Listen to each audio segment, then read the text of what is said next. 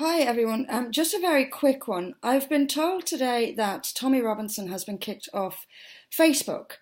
Now that's shocking enough, but there may be something you don't know about this. That is that Mohammed Shafiq is with the Ramadan Foundation. He has put out on Twitter today that he can reveal, I'll read it out to you. I can reveal I recently had a meeting with Facebook to discuss Tommy Robinson pages and their impact in brainwashing his supporters to become terrorists and use violence against Muslims. A very good result, and I am proud of my role. Above this, he says, next meeting to be arranged very shortly is with YouTube and Google here in the UK to ensure that Tommy Robinson is banned from their platforms. This is astonishing, absolutely astonishing, but it's even more astonishing when you remember who Mohammed Shafiq is.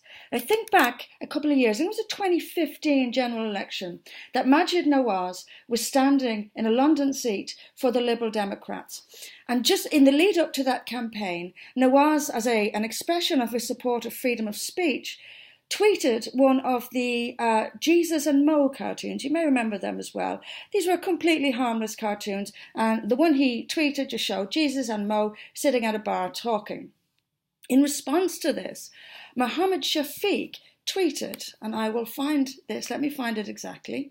Mohammed Shafiq put on Twitter, "We will notify all Muslim organisations in the UK of his despicable behaviour and also notify Islamic countries." He further tweeted, "Gustaki Rasul Quilliam," linking Nawaz's anti-extremist think tank with an Urdu term which means defamer of the Prophet, which, under Sharia law, as we know, carries the death penalty. Now, everyone knows that what he was doing there, everyone knows he was stirring it up against Majid Nawaz to the point where he was willing to put his life in danger. We will notify Islamic countries. This same person is now telling Facebook, Google and YouTube to throw Tommy Robinson off the internet, essentially, and he's being successful. This is extraordinary stuff. I say all the time that we're being ordered around by Muslims. Our entire society is now dictated by Muslims. And the massive tech giants all over the Western world are just going along with it. This guy is an Islamic extremist defined. He threatens people. He issues barely veiled threats against people for insulting his religion. And he tried to have Majid Nawaz deselected for a harmless cartoon. Yet this is the guy directing Google, Facebook and YouTube against Tommy Robinson. Islamic dominance?